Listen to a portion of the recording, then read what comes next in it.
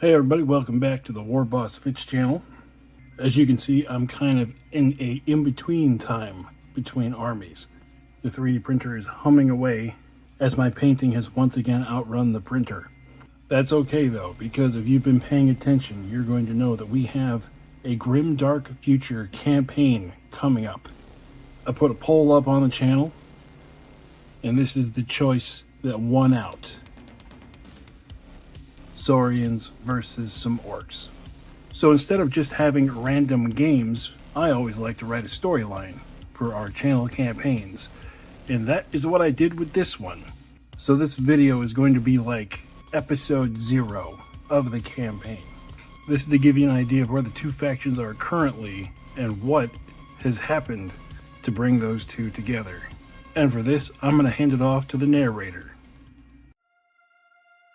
Saurians claim that the frog mages who created them existed before time began. Their mages teach them that their purpose is to fulfill a great prophecy, which they have held from the beginning. In time, the fabric of reality would break, and their fate would be to save it. The frog mages created cryo-pyramids and scattered themselves through the galaxy to ensure that they would be ready to fulfill their purpose when their time came.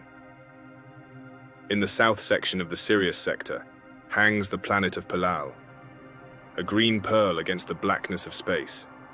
There, eons in the past, a cryo-pyramid came to rest, settling down in the lush green swamps to wait for the day of prophecy.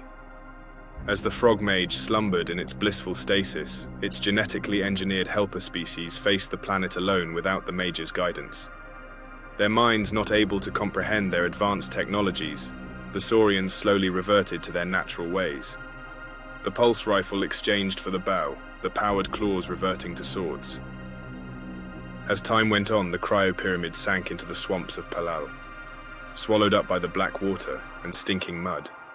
Its massive form now only remembered in the stories the Saurians passed down from generation to generation.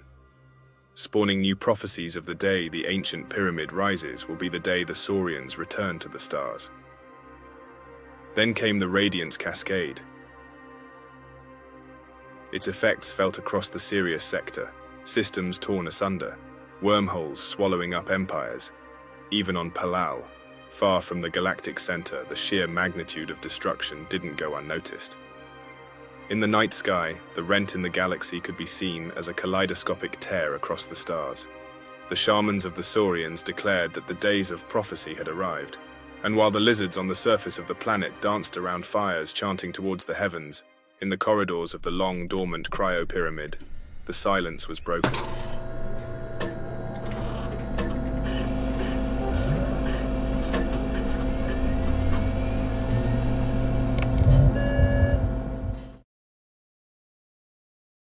The orcs came from a barren and harsh world where their survival was a constant struggle.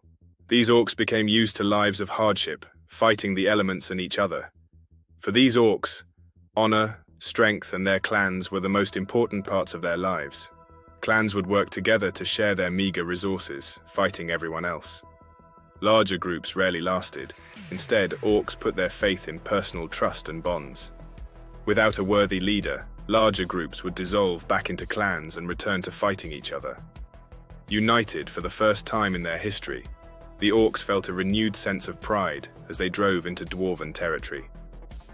On the edge of defeat, the dwarves used an invention which scourged the sector, in an event known as the Radiance Cascade.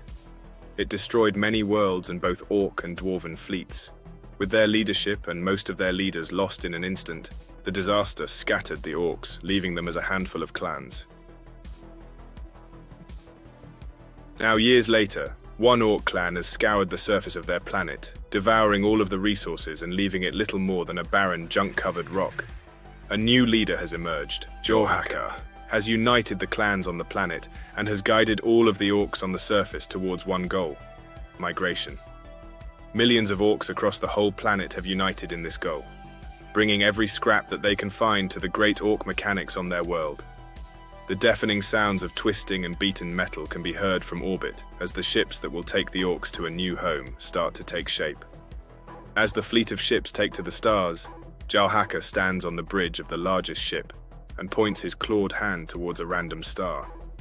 Every ship's engines ignite in unison as a great orc migration begins, pointed directly at Palal.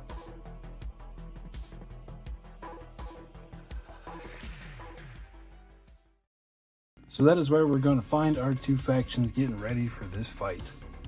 I've got new battle mats being made. As you can see, I got a whole bunch of jungle and swamp terrain to slap together. Instead of our normal War Master, we're going to let this naturally play out as the story progresses, supplemented by you guys in the audience sending in battle reports.